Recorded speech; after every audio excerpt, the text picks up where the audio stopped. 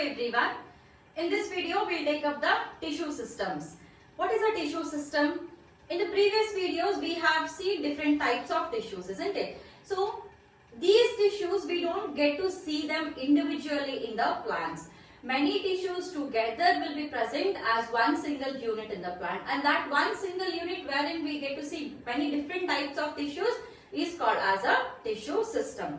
And we have three such tissue systems in the plants. We are taking up the tissue system, and we have three such tissue systems. The first one is the epidermal tissue system. The first one is epidermal tissue system. Second one, it is the ground tissue system. Ground tissue system. And third one, it is vascular tissue system. Epidermal tissue system, ground tissue system, and the vascular tissue system. So, if you see generally when you see a plant or a tree, let's imagine this is the structure. So, here you can divide this structure into three parts. The three parts are, first one is the outermost part. This is the outermost section. These are the on both the sides, okay, on both the sides, this is the outermost part, and this is the central part. This is the central part. This is the outermost part and this is the central part. And then we have one more region which is present here. This is the next region. Now, this outermost part, okay, outermost part, this is the epidermal tissue system. This region we studied under the epidermal tissue system, and this region which I have marked with the blue, this we studied under the ground tissue system, and this central part we studied under the vascular tissue system. The outermost, it is all the epidermis, isn't it? So, this we studied under the epidermal tissue system. All the cells or all the tissues which are included in the epidermis or in the outer regions will be studied under the epidermal tissue system. And then these parts, these are the ground tissue system, and the central part, this is the vascular tissue system. So, first one, epidermal tissue system. What do you mean by epidermal tissue system? Outermost part of every plant, okay, outermost part of every plant is made up of the epidermal tissue system. That is because outer part of every plant is covered with the epidermis. We are speaking about the epidermal tissue system. This epidermal tissue system, it is the outermost part of every plant. But what you have to remember here is, it is definitely the outermost part of every plant. But what type of plant? It is the outermost part of primary plant body. It is the outermost part of the primary plant body. And under this epidermal tissue system, we get to see three types of cells. The first type of the cell is the epidermis cells. Epidermis cells. Second one is a stomata. And the third one is the epidermal appendages. Epidermal appendages. These are the three structures which we will be studying under the epidermal tissue system.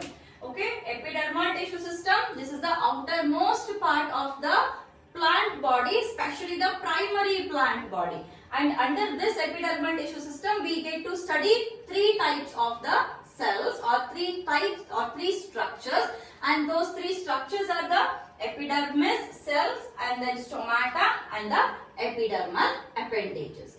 One by one we'll see what it is. First one is the epidermal cells.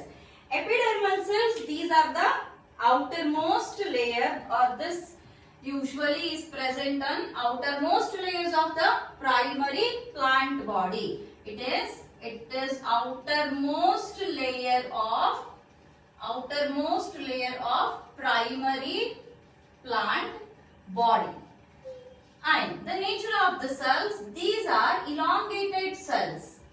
These are elongated cells without any intercellular space. It means that they are continuously arranged. They are continuously arranged without any spaces. These are continuously arranged without any spaces. It means that these are the elongated cells like this, and these cells are arranged without any spaces or without any intercellular spaces, and usually it is of single line. Most of the times, okay, most of the times it is single line. And what you have to remember here is these cells are parenchymatous. These are parenchymatous, and since they are parenchymatous, definitely they have to be the living cells. And these cells, they have a small amount of protoplasm present, or a small amount of peripheral cytoplasm which is present like this. And in between the, okay, inside the cell there is a large vacuole present. Okay, if you just elaborate or if you just enlarge one single epidermal cell, let's imagine this is a single epidermal cell. We have a cytoplasm which is present here at the periphery, and inside this there is a large vacuole present. Okay, and these are the living cells because they are parenchymatous in nature. Then sometimes, okay, sometimes we get to see one extra covering present on the epidermis, and that extra covering is called as the cuticle. It is called as the cuticle. However, the cuticle is absent in roots. The cuticle is absent in roots. So, the cuticle, it is a structure which is usually present to prevent or to reduce the loss of water from the plants which is happening due to the transpiration. And this cuticle is mostly absent in the roots because it usually interrupts the process of water absorption. Fine. This is about the epidermal cells. Then the second structure. The second structure is the stomata. So, stomata, these are usually present on leaf. Generally they are present on the leaf, and they are present more on the lower surface of the dicot leaf as compared to the upper surface of the leaf. However, in the monocots, the stomata are equally spreaded on both the surfaces. That we will see in the next classes when the topic comes. So here we will see the structure of the stomata. These stomata are usually present on the epidermis. Okay, on this, if this is the layer, we get a small interruption here, and then the stomata is present. This is how we get to see the stomatas. If you see the structure of a stomata, there are two important types of cells in the stomata. One is a guard cell, another one is a subsidiary cell. See, in case of the dicots, okay, in case of dicots, guard cells, okay, let me just wipe the epidermal diagram here. Okay. We'll have the structures of both dicot as well as monocot stomata. So this is of the dicot stomata. Stomata is a plural word, and if it is a singular, we call it as a stoma, and this is a monocot stomata, dicot stomata and a monocot stomata. In the dicots, the guard cells, these are of kidney-shaped or bean-shaped guard cells. These are the guard cells present. And the shape of the guard cells, it is kidney-shaped or the bean-shaped guard cells. Inside the guard cells, there will be chloroplasts present. These are the chloroplasts present in the guard cells. These are kidney shaped or the bean shaped. Now, this is a guard cell. This is a guard cell, and these are the chloroplast. And this is called as a stomatal pore, and many a times it is called as a stomatal aperture. Okay, it is called as stomatal aperture also. Now, surrounding the guard cells, there are some specialized cells which are parenchymatous in nature, and these specialized cells are called as the subsidiary cells, and these cells they help the guard cells in their functioning. So these cells which are drawn outwards, these are called as the subsidiary cells, and these are parenchymatous in nature. Subsidiary cells. Then outwards to the subsidiary cells, there are some more cells. Usually they are quite bigger cells, and these are also the epidermal cells which are parenchymatous in nature, and these are the epidermal cells. Epidermal cells. So we have the guard cells which are kidney shaped or bean shaped in the dicots, and after the guard cells we have these subsidiary cells, and then we have the epidermal cells. Then inside the guard cells there are chloroplasts present. Why is this chloroplast present? They usually carry out photosynthesis there, and they help in the opening and closing of the stomata. That we will see when the topic comes. Okay, and this is called as a stomatal pore or stomatal aperture. The guard cells, the outer wall of the guard cells is usually thin, and the inner walls of the guard cells are quite thicker usually. Okay, these are the thick walls and these are the thin walls. The inner walls are thicker and the outer walls are thinner. So this is the structure of a dicot stomata. Moving on to the structure of the monocot stomata. In monocot everything is same only. The only difference is the shape of the guard cells. In case of the monocots, the guard cells are dumbbell shaped. Okay. The guard cells are dumbbell shaped.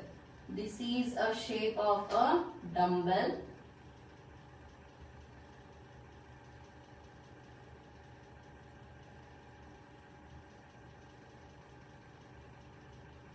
Okay. These are the guard cells in the